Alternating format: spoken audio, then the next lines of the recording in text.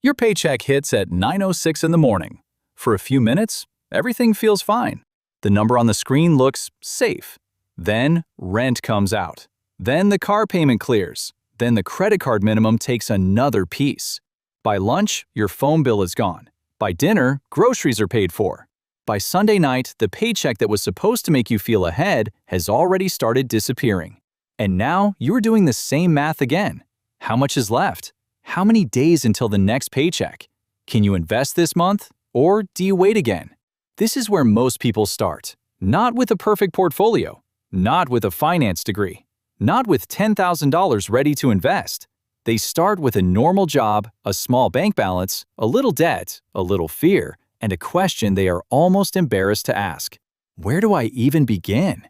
So if I had to start investing from zero in 2026, I would not start by picking stocks. I would not start with crypto. I would not start by trying to predict the next crash. I would not start by copying a millionaire's portfolio from the internet. I would start with one thing, the order, because the order is what most beginners get wrong.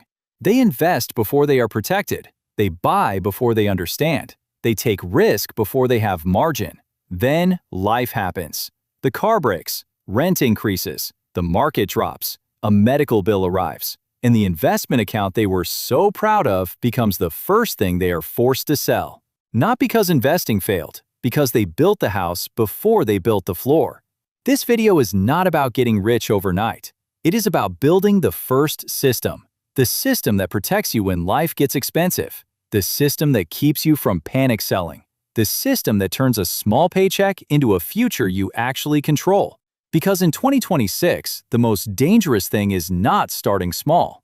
The most dangerous thing is waiting until everything feels perfect. Perfect never comes. The paycheck comes, the bills come, the next month comes. And the question is simple. Will your money disappear again? Or will a small piece of it finally start building something for you? Most beginners ask the wrong question. They ask, what should I buy?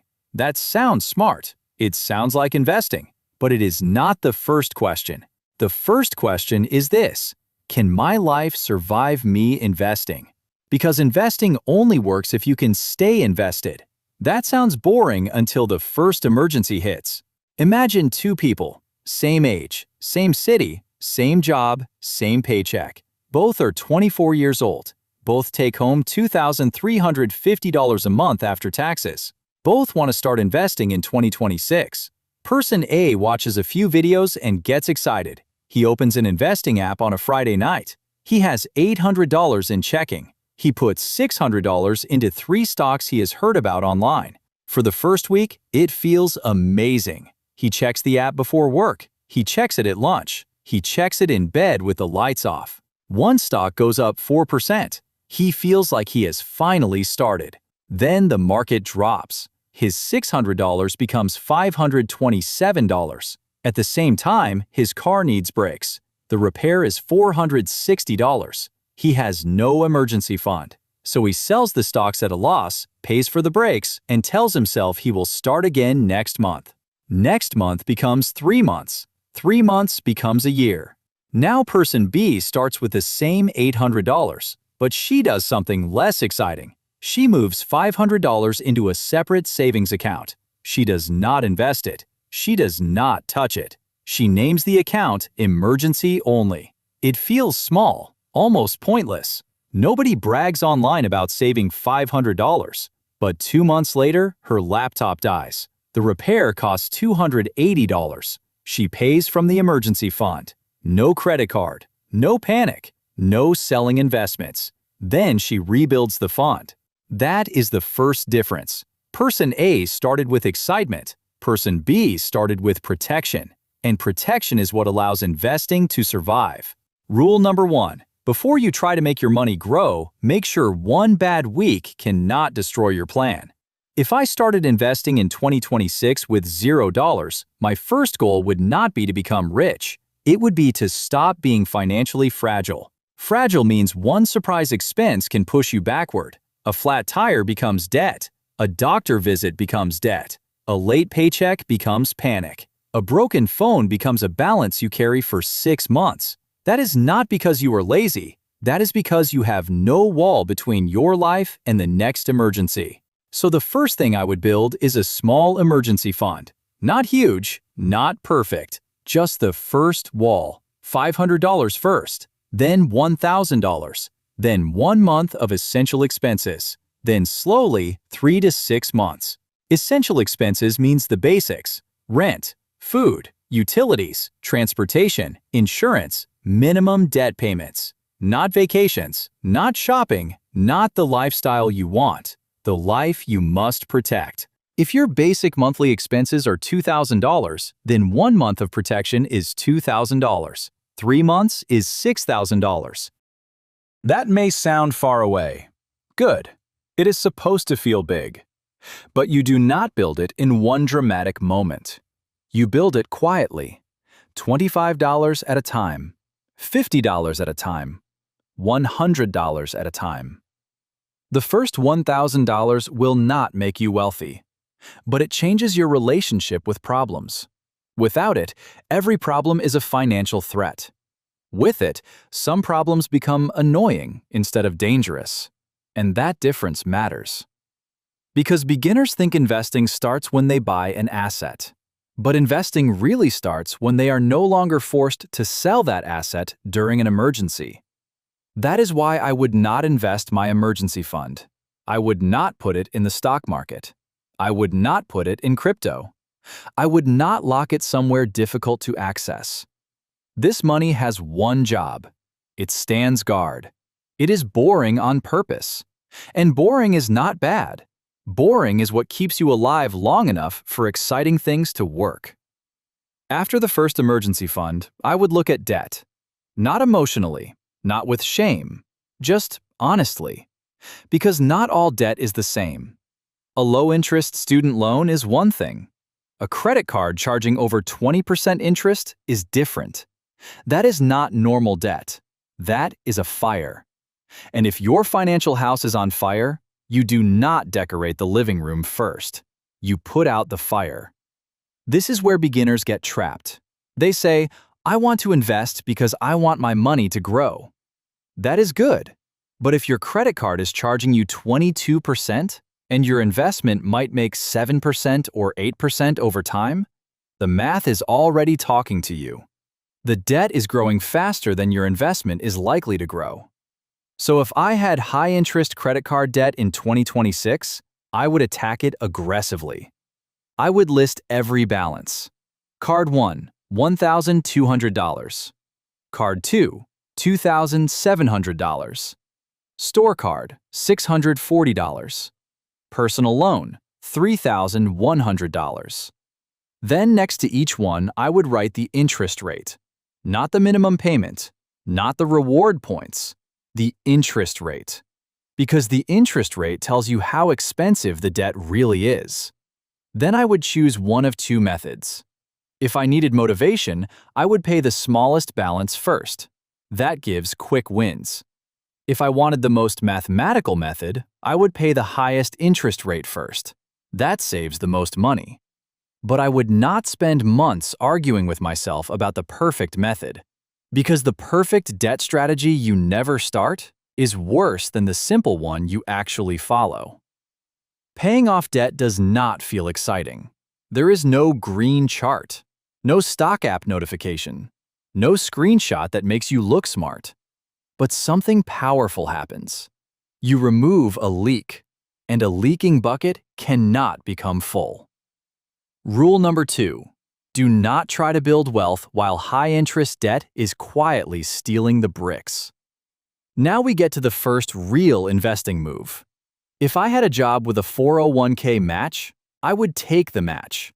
Not someday, not after I understand everything. As soon as I could afford to do it. Because an employer match is not just investing, it is part of your compensation. If your employer says, "Put in 4% and we will also put in 4%, and you ignore it, that is not being cautious. That is leaving money behind. Imagine your boss gives you a second envelope every month and says, "This is yours, but only if you save for your future." You would take it. But when the envelope is hidden inside a benefits website with boring forms and confusing words, people skip it. They say, "I will do that later." Later is expensive. In 2026, the employee contribution limit for many 401k plans is $24,500. But do not let that number scare you. You do not need to max it on day one. Most beginners cannot. That is fine. The first goal is not maxing the account. The first goal is starting the machine. If the match requires 4%, I would try to contribute 4%. If I could only start with 2%, I would start with 2% and increase later.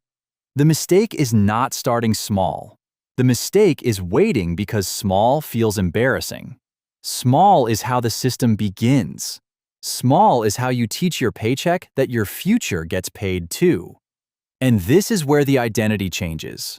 Before this, you were someone who wanted to invest. After this, you are someone whose money is already moving.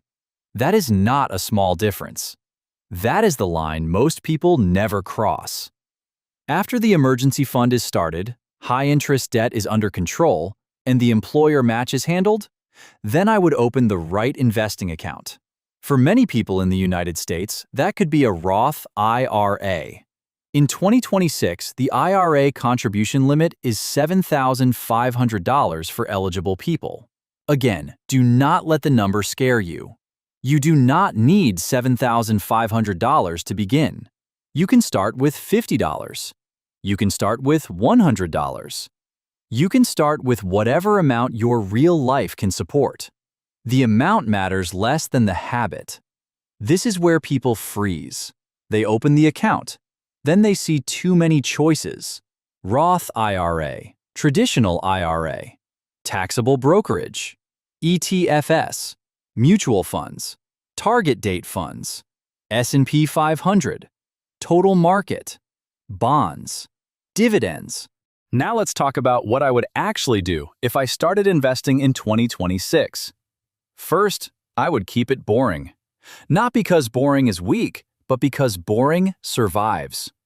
Before buying individual stocks, before crypto, before options, and before chasing the next big company, I would build a strong base.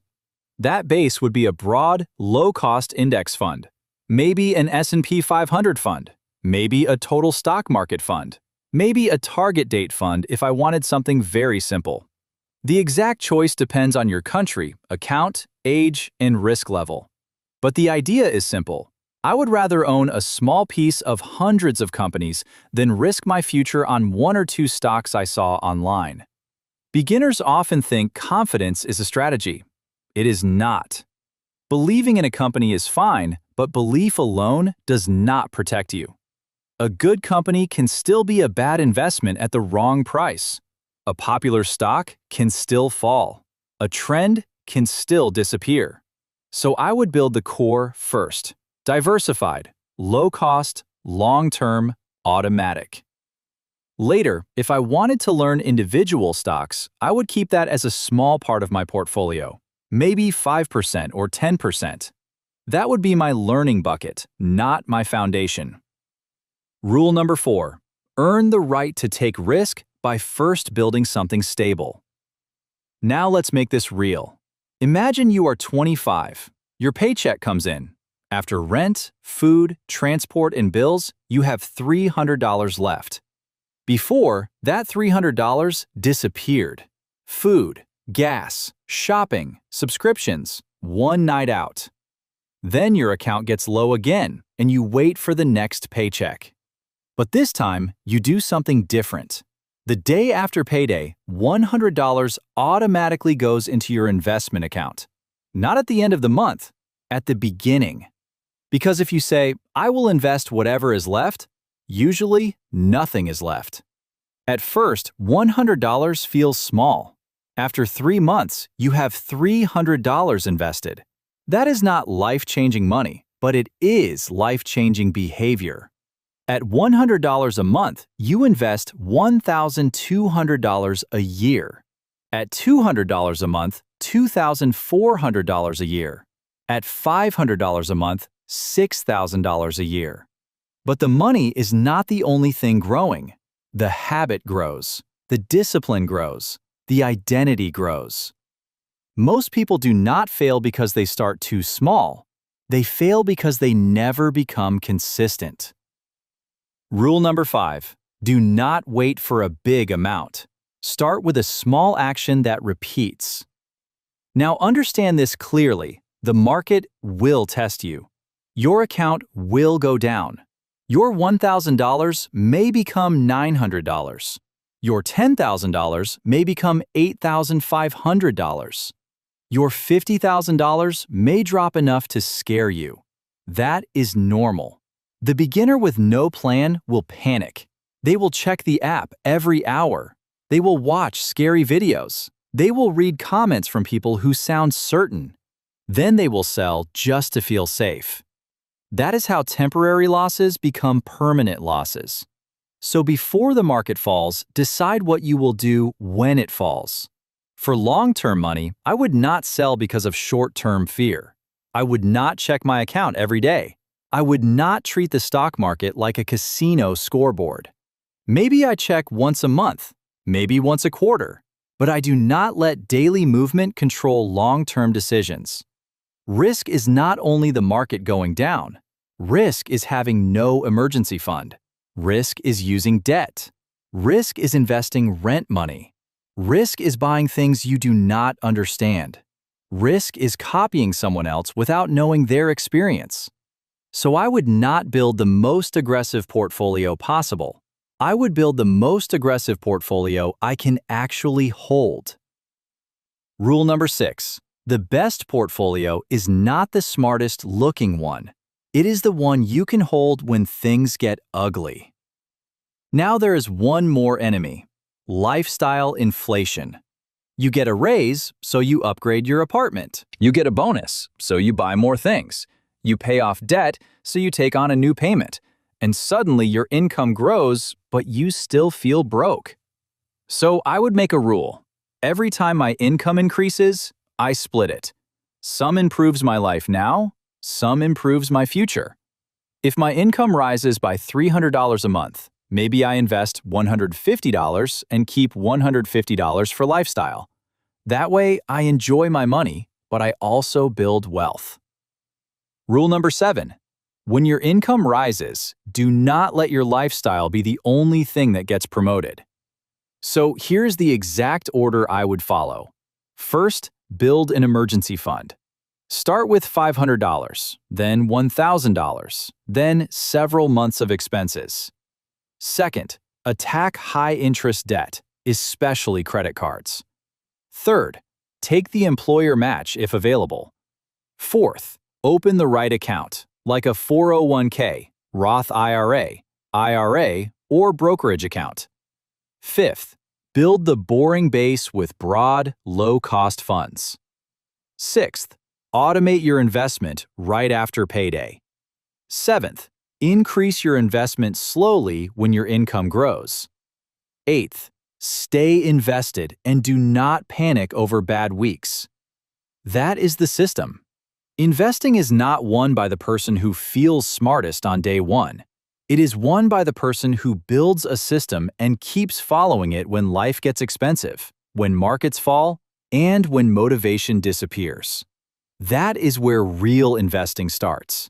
Not with perfect timing, not with the perfect stock. It starts when one paycheck arrives, and before the world spends all of it, a small piece goes toward your future. Then the next paycheck comes, and you do it again.